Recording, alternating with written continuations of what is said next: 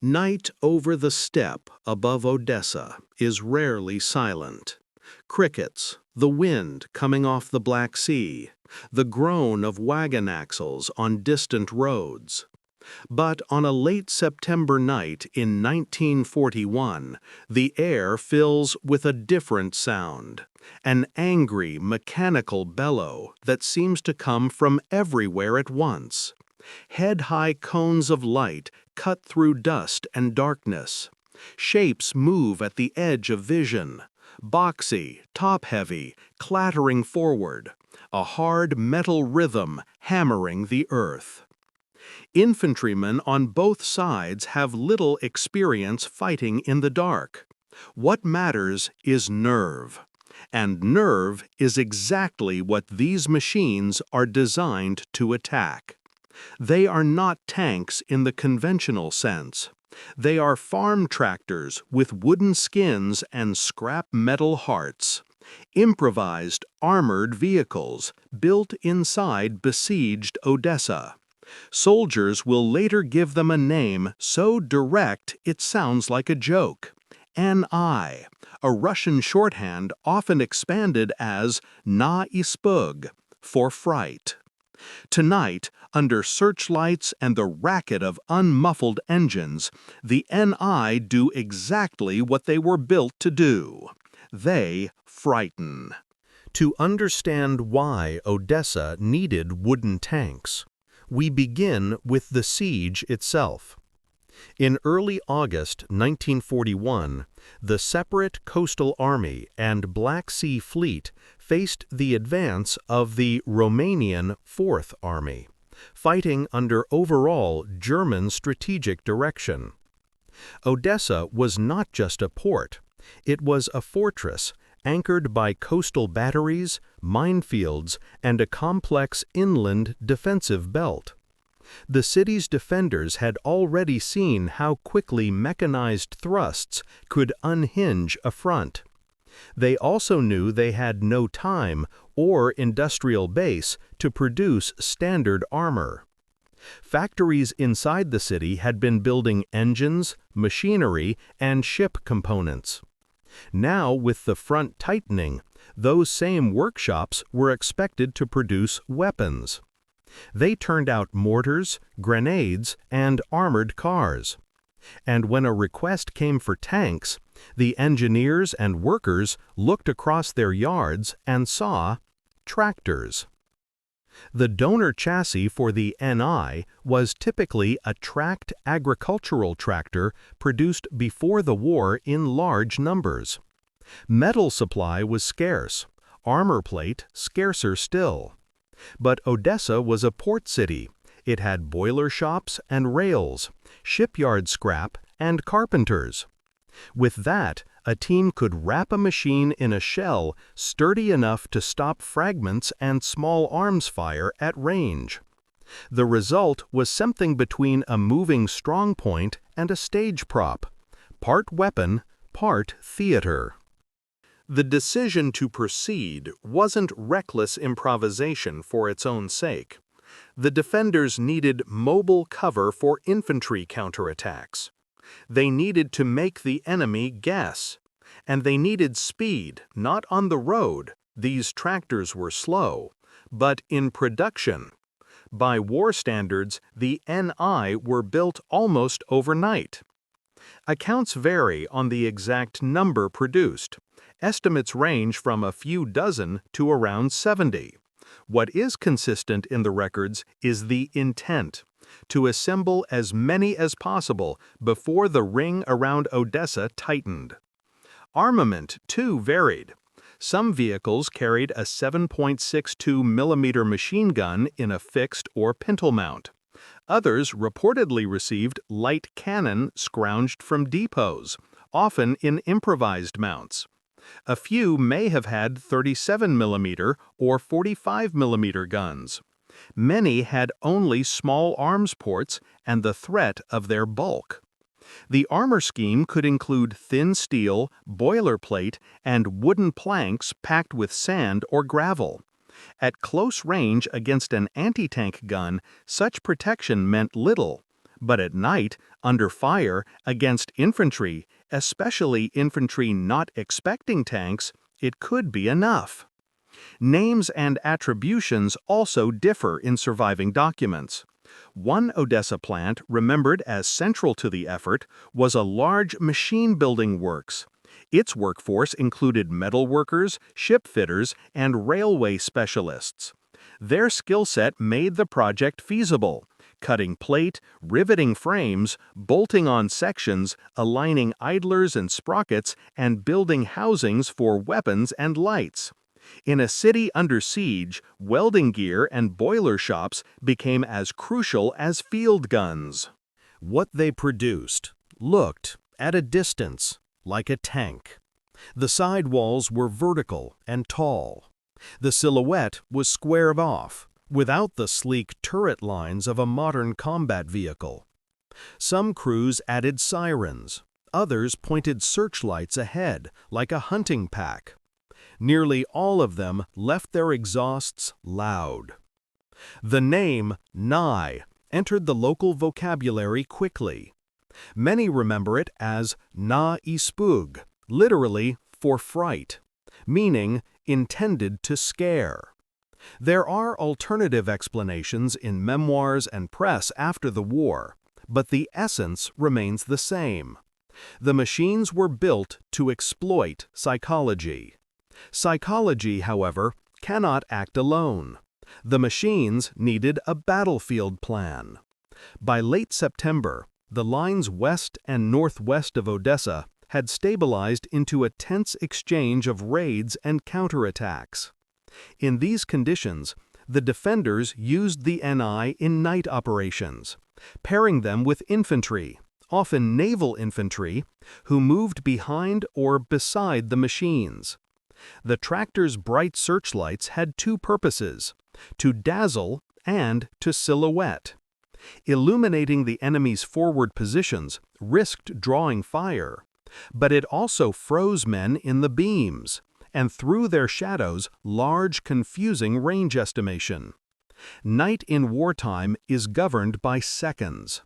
A moment of hesitation can break a defense. In one of the best documented episodes, Odessa's defenders launched a night counterattack to disrupt a dangerous Romanian lodgment on the approaches to the city. The specific village and exact breadth of the attack are described inconsistently in accounts. What stands clear is the choreography. NI vehicles rumbled ahead on low gear, lights snapping on and off, engines roaring, occasionally firing short bursts from their machine guns. Infantry squads followed at a short distance, darting from cover to cover as the moving tanks drew attention and fire.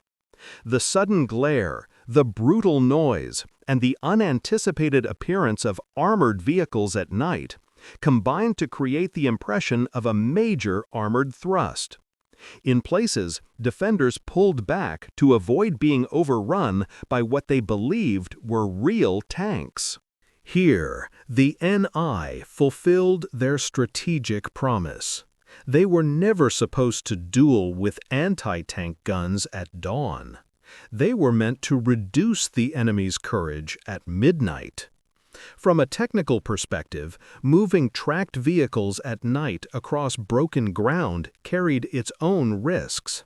The tractor's transmissions were built for fields, not battlefields.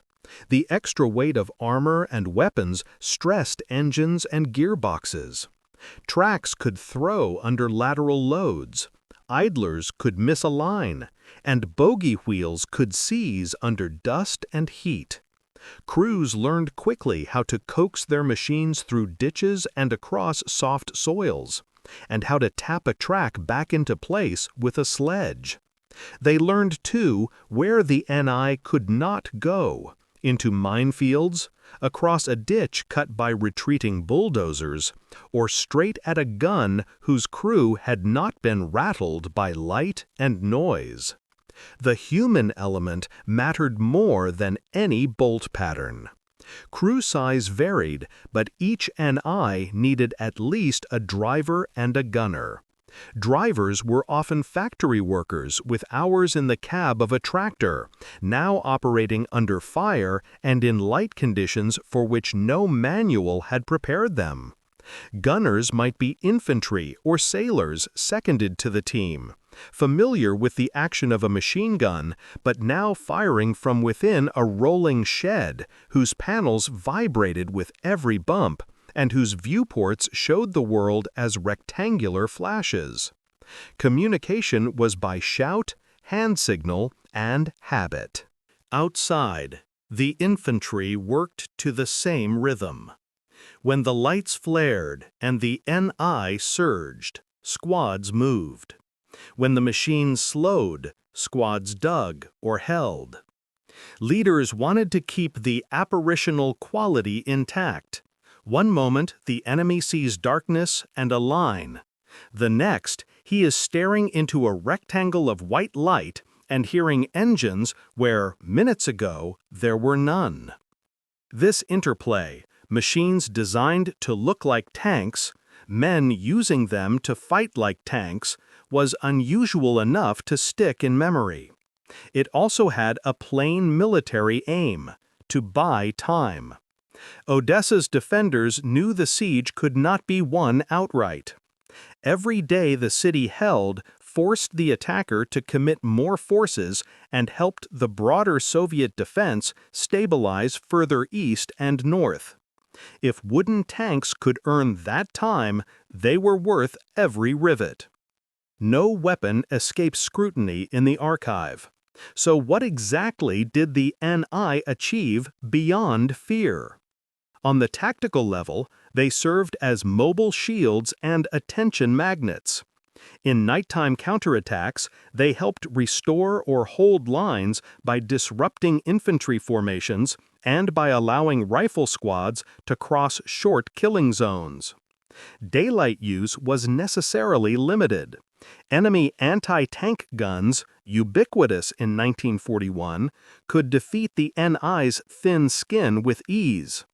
That is why the defenders employed them primarily under cover of darkness or against targets lacking immediate gun support.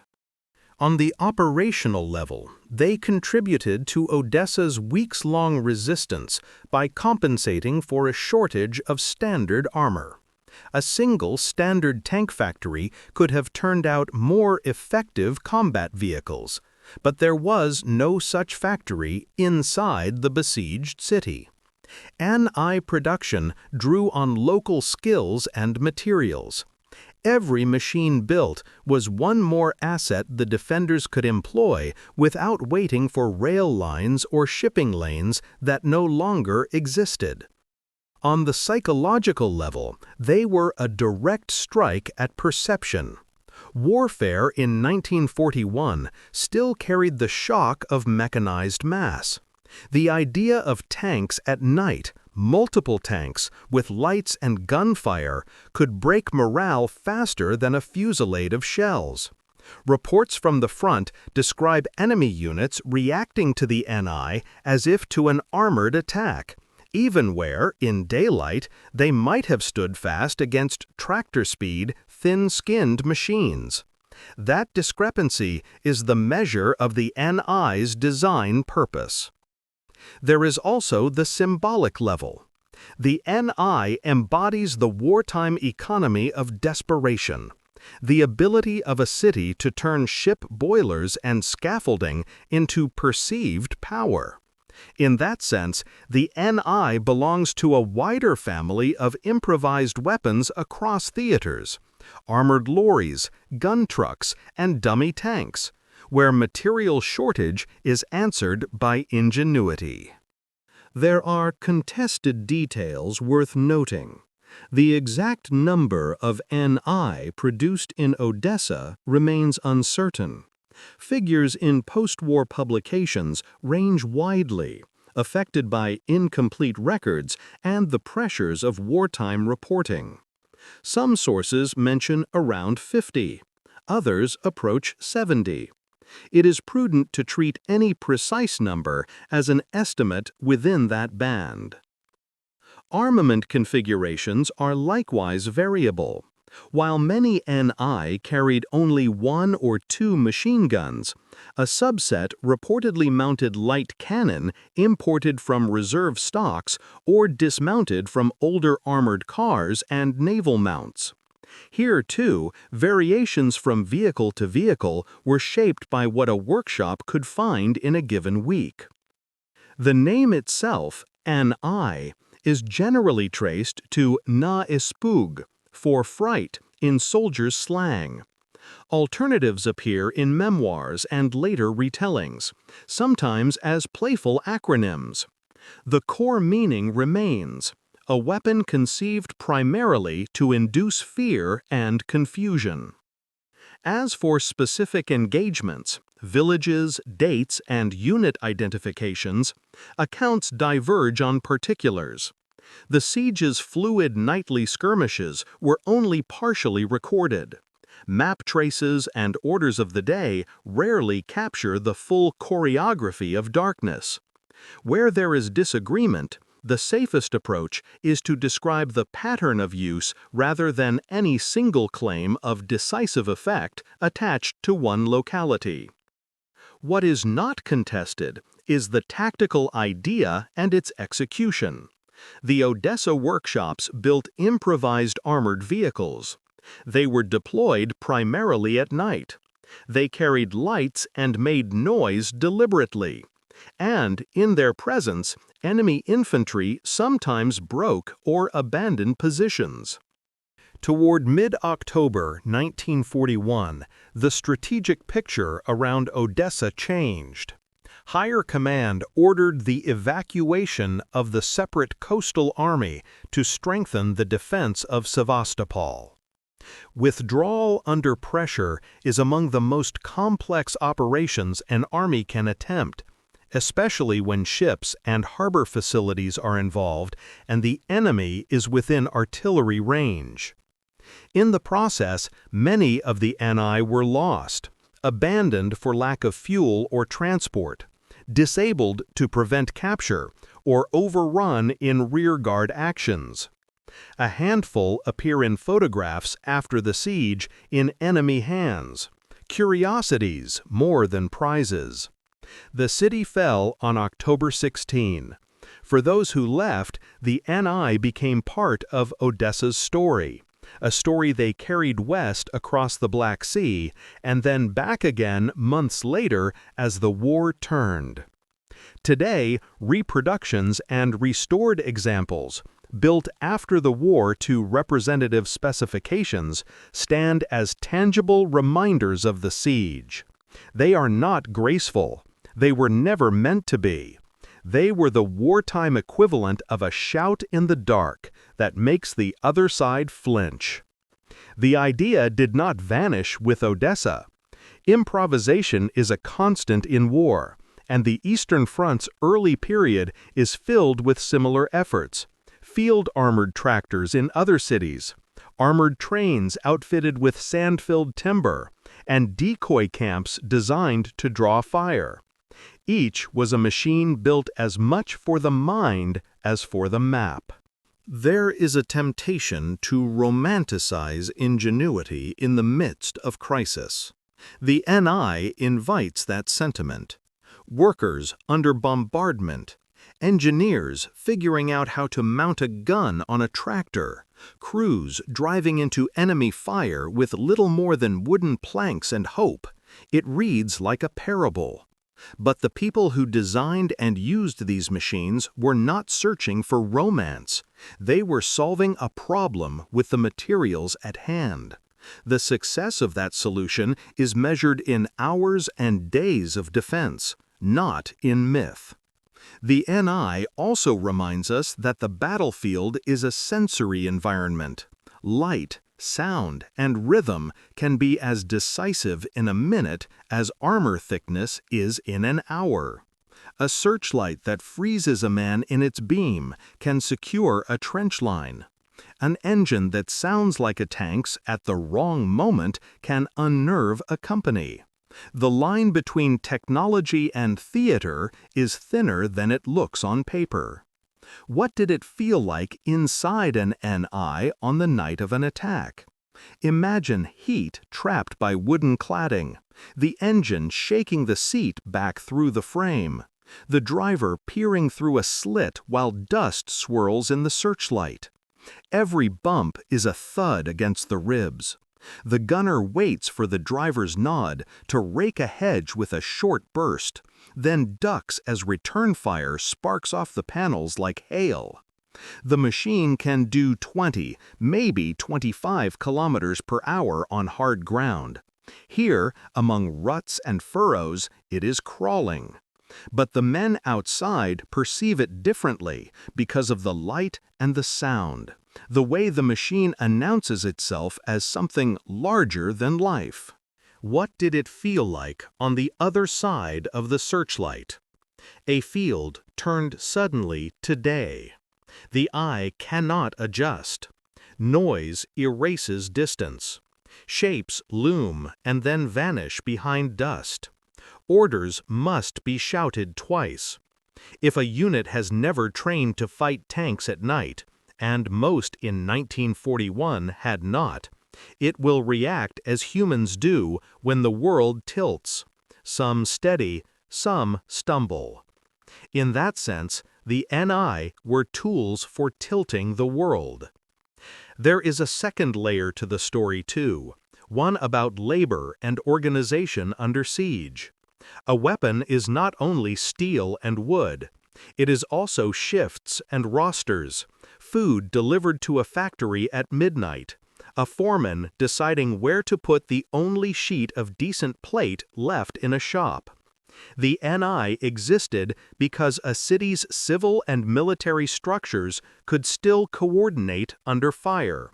A commander requests, a factory manager promises, a squad arrives to move a crate of rivets, and somebody makes sure the generator has fuel. This is why the NI belong as much to social history as to military history. They were collective artifacts of a specific time and place. Besieged Odessa in late summer and fall of 1941, where courage and bureaucracy, fear and ingenuity all met at the workbench. When we watch grainy footage of boxy silhouettes clanking across a field, it's easy to laugh at the ungainly lines. But the line that matters most is the one the NI helped hold, for a night or a week until larger forces could act. That is a serious line. By the time Odessa was retaken in 1944, industrial warfare on the Eastern Front had evolved. Standardized armor rolled in numbers unimaginable in 1941. Night fighting had grown more methodical, with flares, tracers, and rehearsed drills for anti-tank teams. In this new landscape, an NI would have been a curiosity rather than a weapon. But history is made moment by moment, and in their moment, the NI were perfectly adapted to their task. They teach us a final lesson about expectation and surprise. War often rewards the side that makes the other misread what is happening, misread the size of a force, the direction of an attack, the presence or absence of armor. The NI was an instrument of misreading. And for a handful of nights around Odessa, that misreading saved lives and positions. If you walk the ground today, the fields and roads look ordinary. The steppe returns quietly to its patterns.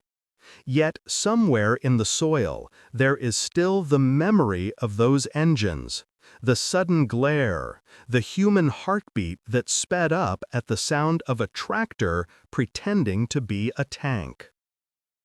Wood and iron, light and noise, a small idea scaled by courage.